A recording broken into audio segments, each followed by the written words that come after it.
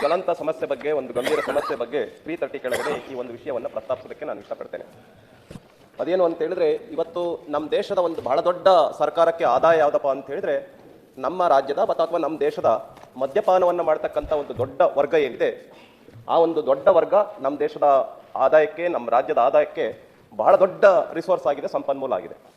ಈ ಮದ್ಯಪಾನ ಪ್ರಿಯರು ಏನಿದ್ದಾರೆ ಅವರಿಗೆ ಲಿವರ್ ಸಿರೋಸಿಸ್ ಮತ್ತು ಜಾಂಡೀಸ್ ಎಂಬ ಪಿತ್ತಕೋಶದ ಕಾಯಿಲೆ ದೊಡ್ಡ ಪ್ರಮಾಣದಲ್ಲಿ ಆವರಿಸುತ್ತಾ ಇದೆ. ಹಣವನ್ನು ಕೊಡಬೇಕು. ಸರ್ಕಾರ ಒಂದು ಗುರಿಯನ್ನು ಇಟ್ಕೊಂಡಿದೆ, ಏನು ಅಂತ ಹೇಳಿದ್ರೆ 2025-26ನೇ ಸಾಲಿಗೆ 43,000 ಕೋಟಿಗೆ ಗುರಿಯನ್ನು ಇಟ್ಕೊಂಡಿದೆ. ಸಭಾಪತಿಗಳೇ, ಸರ್ಕಾರ ಅಂದ್ರೆ ಮದ್ಯಪಾನದಿಂದ ಏನು ಸರ್ಕಾರಕ್ಕೆ ಆದಾಯ ಬರಬೇಕು ಅದರ ಗುರಿಯನ್ನು ಹೆಚ್ಚು ಮಾಡಿಕೊಂಡಿದೆ ಸರ್ಕಾರ.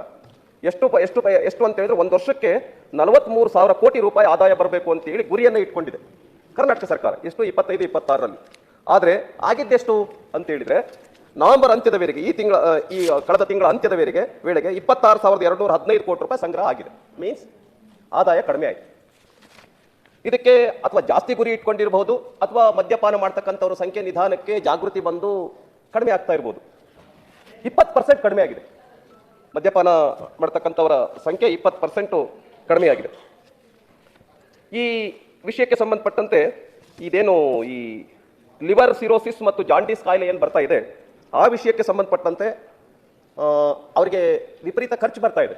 ಈ ಉದಾಹರಣೆಗೆ ಅವರಿಗಿರ್ತಕ್ಕಂಥ ಆದಾಯ ಈ ಥರದ್ದೆಲ್ಲ ಹಿನ್ನೆಲೆಯಲ್ಲಿ ಆ ಟ್ರೀಟ್ಮೆಂಟನ್ನು ತೆಗೆದುಕೊಳ್ಳೋಕ್ಕಾಗ್ತಾ ಇಲ್ಲ. ಬಹಳ ದಯನೀಯ ಪರಿಸ್ಥಿತಿನಲ್ಲಿ ಮದ್ಯಪಾನ ಪ್ರಿಯರು ಇದ್ದಾರೆ. ಆದ್ರಿಂದ ಸರ್ಕಾರಕ್ಕೆ ನಾನು ವಿನಂತಿ ಮಾಡ್ಕೊಳ್ಳೋದೇನು ಅಂತ ಹೇಳಿದ್ರೆ, ಇಷ್ಟೊಂದು ಆದಾಯ ಬರ್ತಾ ಇದೆಯಲ್ಲ, ಈ ವರ್ಷನೇ ನಾನು ಹೇಳಿದೆ ಸುಮಾರು 26,215 ಕೋಟಿ ರೂಪಾಯಿ ಸರ್ಕಾರಕ್ಕೆ ಆದಾಯ ಬಂದಿದೆ.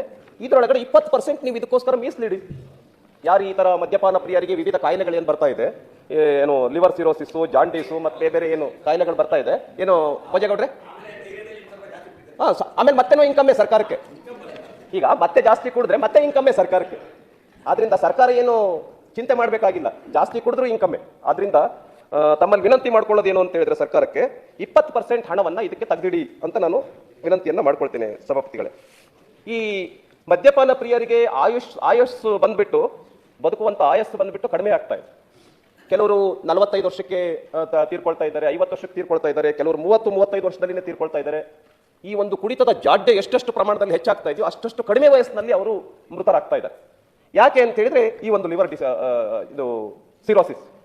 ಆದ್ರಿಂದ ಈ 30-35 ವರ್ಷ ಇದಕ್ಕೆ ಬೇಗನೆ ತೀರ್ಕೊಂಡ್ಬಿಟ್ರೆ ಸರ್ಕಾರಕ್ಕೆ ಬರುವಂತ ಇನ್ಕಮ್ ಎಷ್ಟಕ್ಕೆ ಅಂತ ಕಡಿಮೆ ಆಗ್ತಿದೆ ಅಂತ ಹೇಳಿದ್ರೆ, ಒಂದು ಇದಕ್ಕೆ 64,800 ರೂಪಾಯಿ ಒಂದು ವರ್ಷಕ್ಕೆ ಕಡಿಮೆ ಆಗುತ್ತೆ. ಅಕಸ್ಮಾತ್ ಇವ್ರಿಗೆ ಆರೋಗ್ಯ ಚೆನ್ನಾಗಿದ್ದು ಒಂದ್ ದಿನಕ್ಕೆ 180 ರೂಪಾಯಿ ಇದ್ದೆ, ಅದಕ್ಕೆ ಏನಂತಾರೆ ಬಾಟ್ಲು ಅಥವಾ ML ಏನಂತ ಕರಿತೀವಿ ನಾವು, ಅದಕ್ಕೆ ಕ್ವಾರ್ಟರ್, ಬಜೆಗೌಡ್ರೆ, 180 ರೂಪಾಯಿ ಕ್ವಾರ್ಟರ್ನೇ ತೆಗೆದುಕೊಂಡ್ರೆ 60 ml 90 ml 120 ml ಏನೋ ಹೇಳ್ತಾರಲ್ಲ, ಅದಷ್ಟೇ ತೆಗೆದುಕೊಂಡ್ಬಿಟ್ರೆ ಸರ್ಕಾರಕ್ಕೆ ಕಡಿಮೆ ಆಗ್ಬಿಡುತ್ತೆ. ಹೆಚ್ಚು ವರ್ಷ ಅವನು ಬದುಕ್ಬಿಟ್ರೆ, ಉದಾಹರಣೆಗೆ 60-65 ವರ್ಷ ಬದುಕ್ಬಿಟ್ರೆ ಸರ್ಕಾರಕ್ಕೆ ಬರ್ತಕ್ಕಂಥ ಆದಾಯ 64,800 ರೂಪಾಯಿ ಒಂದು ವರ್ಷಕ್ಕೆ ಹೆಚ್ಚಾಗುತ್ತೆ ಒಬ್ಬರಿಂದ. ಆದ್ರಿಂದ ನಾನು ತಮ್ಮಲ್ಲಿ ವಿನಂತಿ ಮಾಡ್ಕೊಳ್ಳೋದೇನು ಅಂತ ಹೇಳಿದ್ರೆ, ಈ ಡಿಸೀಸ್ಗೆ ಸರ್ಕಾರ ಒಂದು 20% ಹಣ ತೆಗೆದುಬಿಟ್ಟು ಸರಿಯಾದ ಟ್ರೀಟ್ಮೆಂಟ್ ಅನ್ನು ಕೊಡಬೇಕು ಅಂತ ಹೇಳಿ ತಮ್ಮಲ್ಲಿ ವಿನಂತಿಯನ್ನ ಮಾಡ್ಕೊಳ್ತಾ ಇದ್ದೀನಿ. ತೆಗೆದುಕೊಳ್ಬಹುದು ಅಂತ. ಆದ್ರೆ ಸರ್ಕಾರಕ್ಕೆ ನಾನು ಗಮನಕ್ಕೆ ತರೋದೇನು ಅಂತ ಹೇಳಿದ್ರೆ, ನೀವು ಗುರಿಯನ್ನು ಹೆಚ್ಚು ಮಾಡ್ತಾ ಇದ್ರೆ, ಒಂದು ವರ್ಷಕ್ಕೆ 46,000 ಕೋಟಿ ಅಂತ. ಅವ್ರ ಆರೋಗ್ಯದ ಕಡೆ ಗಮನ ಕೊಡದೇ ಇದ್ರೆ ಹೆಂಗೆ? ಅದಕ್ಕೆ ಈಗ ಉದಾಹರಣೆ ಗ್ಯಾರಂಟಿಗಳು ಕೂಡ ನಡೀತಿರೋದು ಯಾರಿಂದ? ಸರ್ಕಾರದ ಬೇರೆ ಬೇರೆ ಸ್ಕೀಮ್ಗಳು ನಡೀತಿರೋದು ಯಾರಿಂದ? ಅವರಿಂದಲೇ ನಡೀತಾ ಇಲ್ಲ ಅಂತಲ್ಲ, ಆದ್ರೆ ಅವ್ರದ್ದು ಬಹಳ ದೊಡ್ಡ ಯೋಗದಾನ ಇದೆ, ದೊಡ್ಡ ಪಾತ್ರ ಇದೆ. ಆದ್ರಿಂದ ಸಭಾಪತಿಗಳಿಗಂತೂ ಈ ವಿಷಯದಲ್ಲಿ ಬಹಳ ದೊಡ್ಡ ಪ್ರಮಾಣದ ಅವೇರ್ನೆಸ್ ನಮಗಿದೆ. ಆದ್ರಿಂದ ಈ ವಿಷಯದ ಬಗ್ಗೆ ಜಾಗೃತಿಯನ್ನು ಮೂಡಿಸಬೇಕು. ತಮ್ಮ ಮೂಲಕ ಸರ್ಕಾರಕ್ಕೆ ಈ ಒಂದು 20% ಇದಕ್ಕೋಸ್ಕರ ವೆಚ್ಚವನ್ನು ಮಾಡಬೇಕು ಅಂತೇಳಿ ತಮ್ಮ ಮೂಲಕ ಸರ್ಕಾರವನ್ನು ನಾನು ವಿನಂತಿಯನ್ನು ಮಾಡ್ತೇನೆ. ತಮಗೆ ಆಶ್ಚರ್ಯ ಆಗ್ಬೋದು ಮಾನ್ಯ ಸಭಾಪತಿಗಳೇ, ನಾನು ಎಕ್ಸೈಸ್ ರೂಲ್ಸ್ ನೋಡ್ತಾ ಇದ್ದೆ. ಎಕ್ಸೈಸ್ ರೂಲ್ಸ್ ಅಲ್ಲಿ ಏನ್ ಹೇಳುತ್ತೆ ಅಂತಂದ್ರೆ, ಒಂದು ಬಾರ್ ಅನ್ನು ಓಪನ್ ಮಾಡಬೇಕು ಅಂತಂದ್ರೆ 9 ಗಂಟೆ ಮಿನಿಮಮ್ ಆಗಿರಲೇಬೇಕು. ಬೆಳಗ್ಗೆ 9 ಗಂಟೆಗಿಂತ ಮುಂಚೆ ಯಾವ ಬಾರು ಓಪನ್ ಆಗಿಲ್ಲ.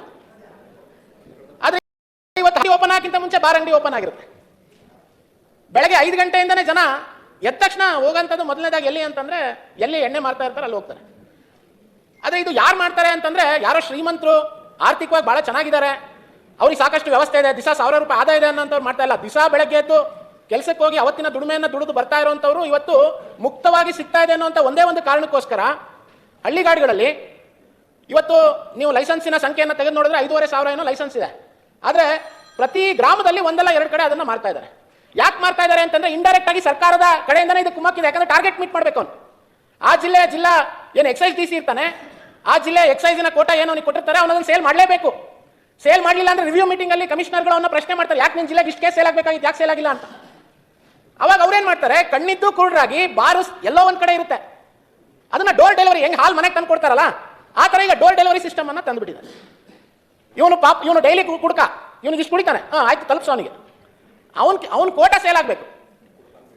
ಇದು ಇವತ್ತು ಪರಿಸ್ಥಿತಿ ಏನಾಗಿದೆ ಮಾನ್ಯ ಸಭಾಪತಿಗಳೇ ಅಂತಂದ್ರೆ, ಕರ್ನಾಟಕ ರಾಜ್ಯದಲ್ಲಿ ಆಲ್ಕೋಹಾಲ್ ಲಿವರ್ ಡಿಸೀಸ್ ಅಂತ ಏನು ಕರೀತಾರೆ, ALD ಅಂತ ಕರೀತಾರೆ, ಅದಕ್ಕೆ ಲಿವರ್ ಸಿರೋಸಿಸ್ ಅಂತ ಏನು ಕರೀತಾರೆ, ಇವತ್ತು ವ್ಯಾಪಕವಾಗಿ ಕಡಿಮೆ ವಯಸ್ಸಿನ, ವಿಶೇಷವಾಗಿ 30 ರಿಂದ 40 ವರ್ಷ ಇರುವಂಥ ಮಧ್ಯದಲ್ಲಿರುವಂಥ ಪುರುಷರಲ್ಲಿ ಇದು ವ್ಯಾಪಕವಾಗಿ ಕಾಣ್ತಾ ಇದೆ.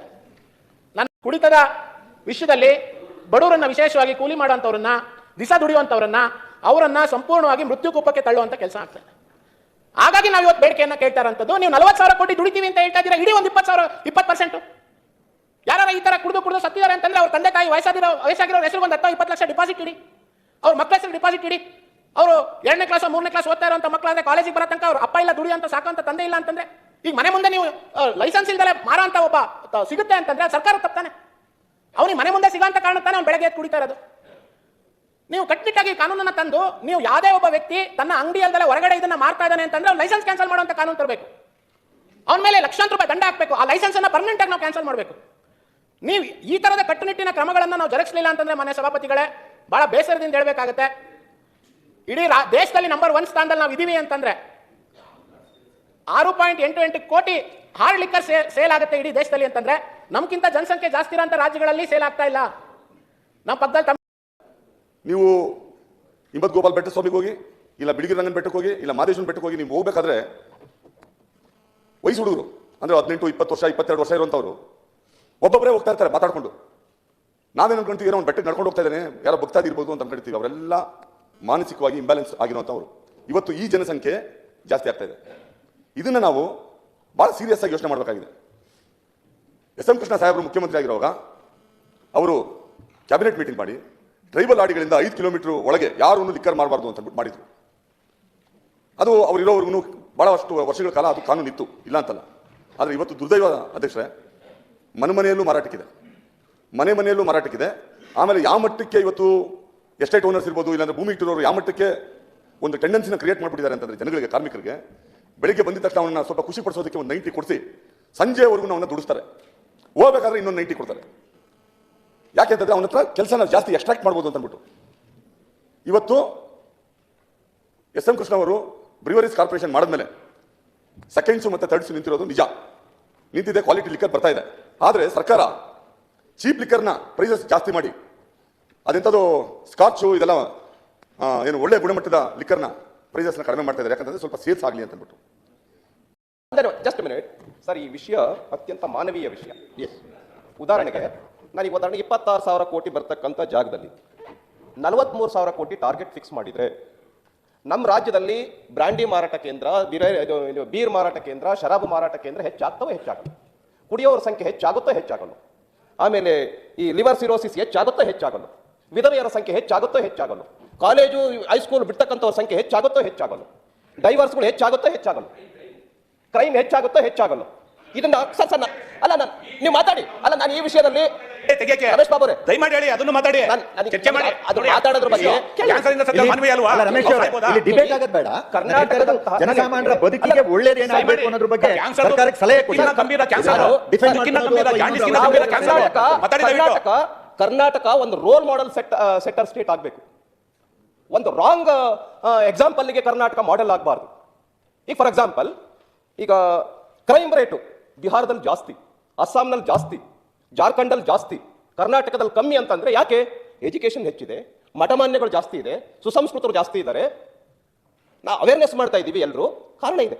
ಅದು ಇಂಥ ಸ್ಟೇಟಲ್ಲಿ ಉದಾಹರಣೆಗೆ ಯಾರ್ದಾದ್ರೂ ಜೀವನ ಹಾಳಾಗಲಿ, ನಮ್ಮ ಸರ್ಕಾರಕ್ಕೆ ಆದಾಯ ಬರಬೇಕು. ಕುಡಿಯೋರ ಸಂಖ್ಯೆ ವಿಪರೀತ ಹೆಚ್ಚಾಗಲಿ, ಸರ್ಕಾರಕ್ಕೆ ಆದಾಯ ಬರಬೇಕು. ಈ ಎಕ್ಸಾಂಪಲ್ ಇದು ಸರಿನಾ? ಇದು ಲಿಕ್ಕರ್ನ ನಾವೆಲ್ಲ ಮಾತಾಡ್ತಾ ಇದೀವಿ ಅಧ್ಯಕ್ಷರೇ. ಈಗ ಲಿಕ್ಕರ್ ಪ್ರೈಸಸ್ ಜಾಸ್ತಿ ಆಗಿ ಹುಡುಗರೆಲ್ಲ ಇವತ್ತು ಗಾಂಜಾ ಕಡೆಗೆ ಹೊಟ್ಟೋಗ್ಬಿಟ್ಟಿದ್ದಾರೆ. 50 ರೂಪಾಯಿ ಗಾಂಜಾ ಸಿಗ್ತಾ ಇದೆ ಇವತ್ತು. ಆಯ್ತಾ ಸರ್, 50 ರೂಪಾಯಿ ಸಿಗ್ತಾ ಇದೆ.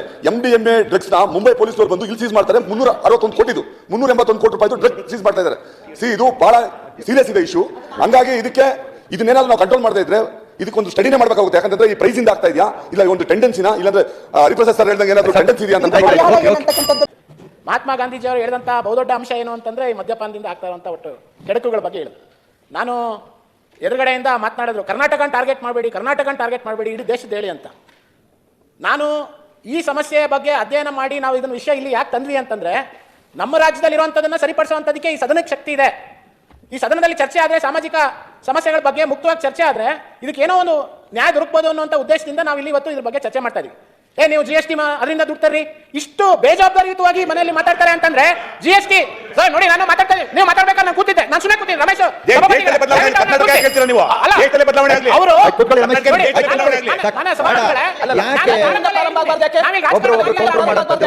ಇದೆಲ್ಲರೂ ಒಳ್ಳೆ ವಿಚಾರಕ್ಕೆ ಚರ್ಚೆ ಆಗ್ತಿರೋದು. ಯಾಕೆ ಸುಮ್ಮನೆ ಕೌಂಟರ್ ಮಾಡಕ್ ಹೋಗ್ತೀರಿ?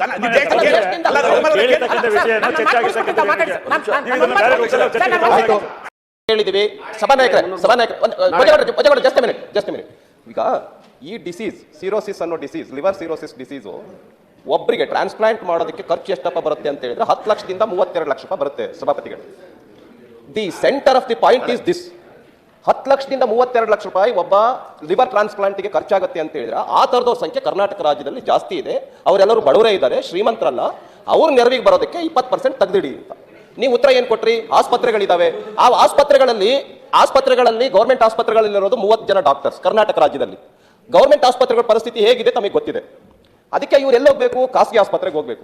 ಸರ್ಕಾರ ಮಾನವೀಯತೆ ದೃಷ್ಟಿಯಿಂದ 20% ಹಣ ತೆಗೆದಿಟ್ಬಿಟ್ಟು ಟ್ರಾನ್ಸ್ಪ್ಲಾಂಟ್ ಮಾಡೋದಕ್ಕೆ, ಅವ್ರ ಮಕ್ಕಳ ಎಜುಕೇಶನ್ಗೆ, ಅವ್ರ ಫ್ಯಾಮಿಲಿ ಕಾಪಾಡೋದಕ್ಕೆ ಏನಾದ್ರೂ ಒಂದ್ ಸ್ವಲ್ಪ ಹೃದಯ ಸ್ಪಂದನ, ಮಾನವೀಯತೆ ದೃಷ್ಟಿಯಿಂದ ಏನಾದ್ರೂ ಹಣವನ್ನ ತೆಗೆದಿಡ್ತಕ್ಕಂಥ, ನೆರವಿಗೆ ಬರ್ತಕ್ಕಂಥ ಕೆಲಸವನ್ನ ಮಾಡ್ತೀರಾ ಅಂತ ಪ್ರಶ್ನೆ ನಾವು ಕೇಳಿದ್ವಿ.